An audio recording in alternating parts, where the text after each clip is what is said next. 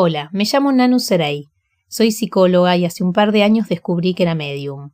En este podcast vamos a hablar de diferentes temáticas espirituales, pero principalmente sobre la mediumnidad. ¿Me acompañan?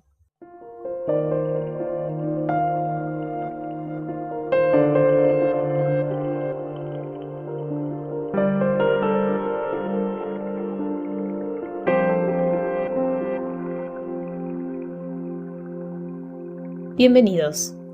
Hoy les quiero contar una anécdota, una situación que me pasó con un alma que acompañé. Pero fue una experiencia distinta que quizás en su momento no pude resolver porque quedé en jaque. Y me parece muy representativa y muy gráfica de cómo ellos pueden buscarnos a nosotros, los mediums, digamos, para transmitir su mensaje. Si me acompañan, les cuento cómo comienza esta historia.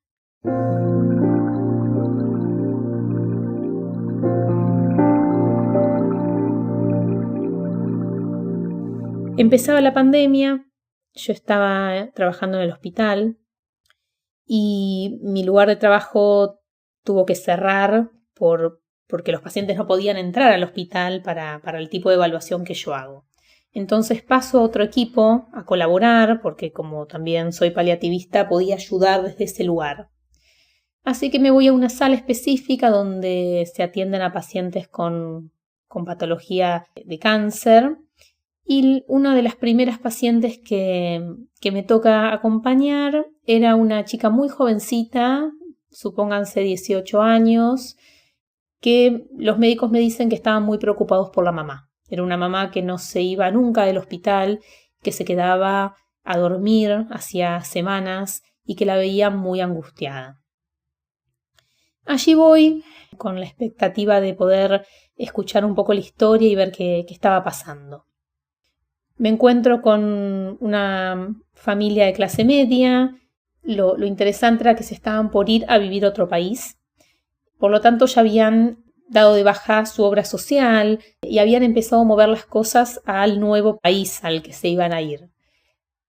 Entonces, me cuentan que habían ya llevado parte de sus cosas y que habían vuelto para volver a cerrar todo lo que le quedaba en Argentina y ya definitivamente irse a vivir a este nuevo país.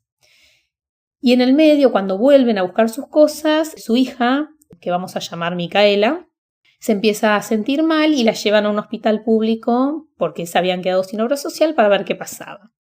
Ahí le hacen estudios que empiezan a salir mal y llegan a un diagnóstico de leucemia. Por lo tanto, la mandan a mi hospital para hacer el tratamiento. En ese momento, esta madre estaba completamente arrasada. Imagínense, estaban a punto de irse a vivir a un lugar lejano, habían dejado todas sus cosas.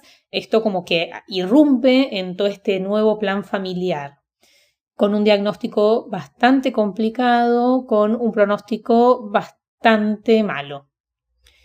Con la paciente hablé poquito, era adolescente, por lo tanto, los que son psicólogos sabrán entender que son de pocas palabras los adolescentes, y estaba en un momento también vital y muy particular en relación a poder entender lo grave que estaba.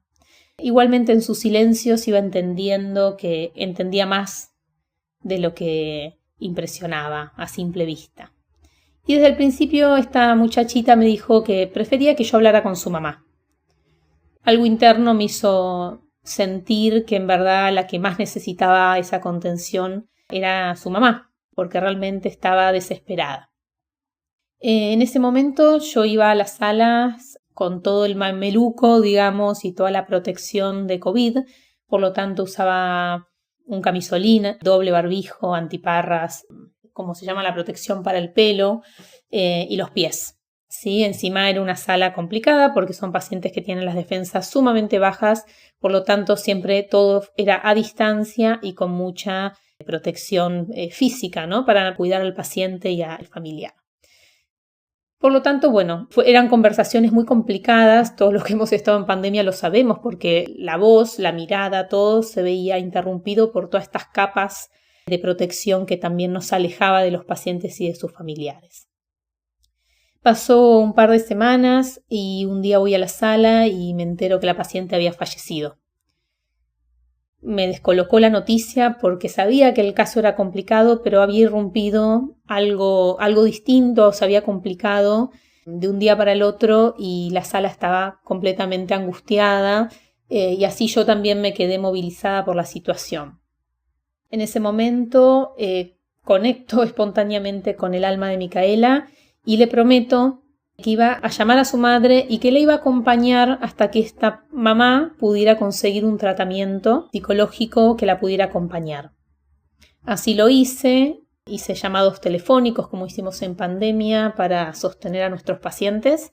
Principalmente era una familia que vivía muy lejos del hospital, la habían derivado en su momento a nuestro hospital porque tiene cierta complejidad para este tipo de pacientes, pero yo sabía que también iba a ser imposible que ella pudiera sostener un tratamiento más cercano a nuestro barrio, digamos.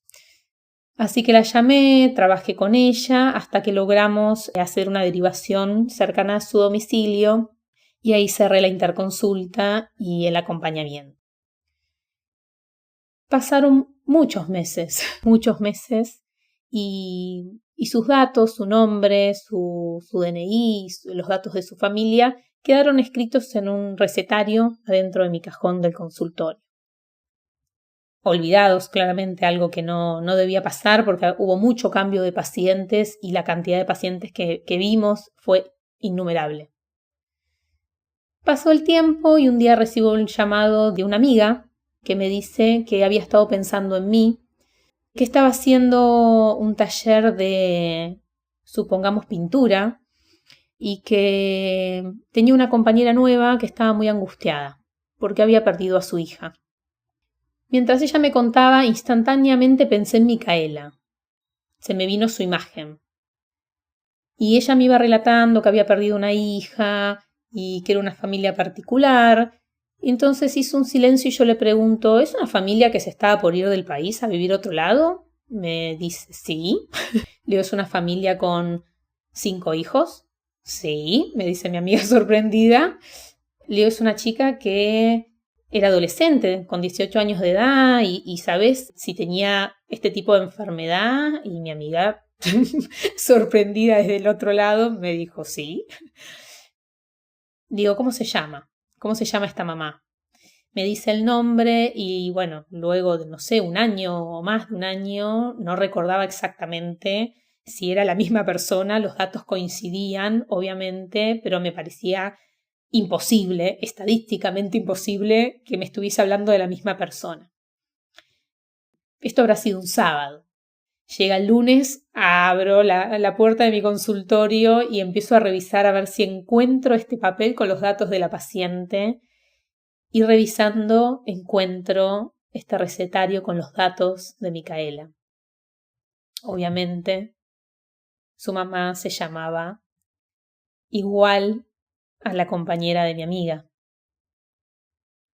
Y me quedé completamente paralizada, movilizada.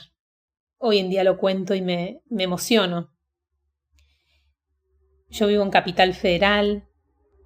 No sé cuánta cantidad de gente debe vivir en esta zona, pero era estadísticamente improbable que estemos hablando de la misma persona, de la misma mamá, de la misma pérdida. Y así fue. Era ella, era Micaela, que estaba tratando de contactarse con su mamá. En ese momento quedé en jaque. ¿Qué hacía? ¿Le ofrecía una sesión?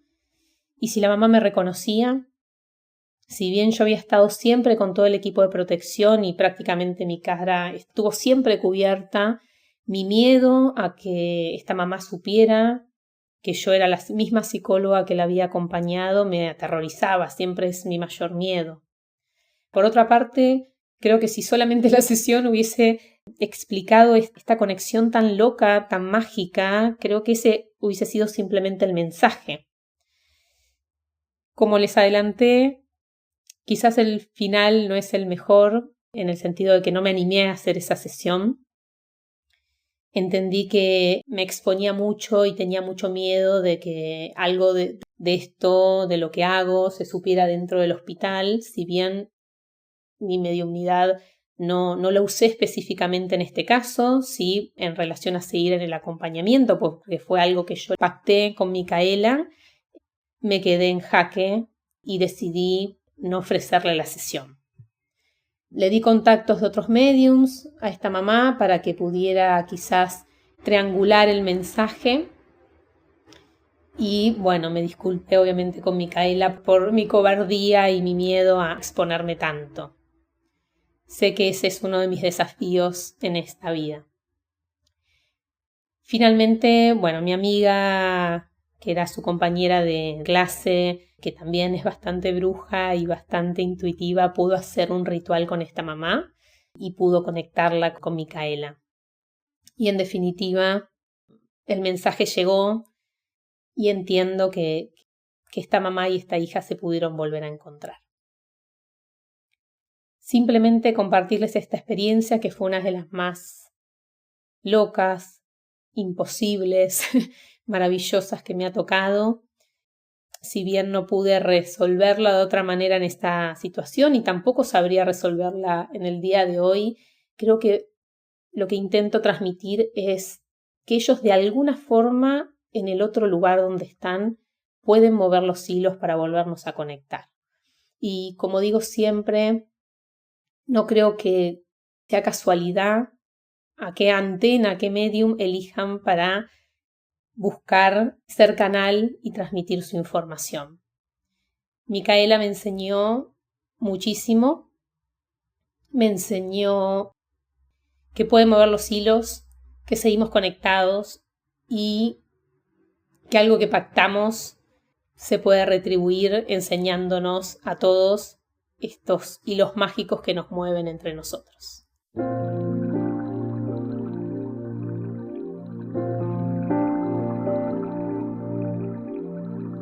Escuchaste este podcast que lleva mi nombre. Te espero en el próximo episodio para seguir sumergiéndonos juntos en el mundo de la mediumnidad. Suscríbete al podcast para recibir novedades y me encontrás también en Instagram y en TikTok como Nanu Srey. Muchas gracias por estar del otro lado.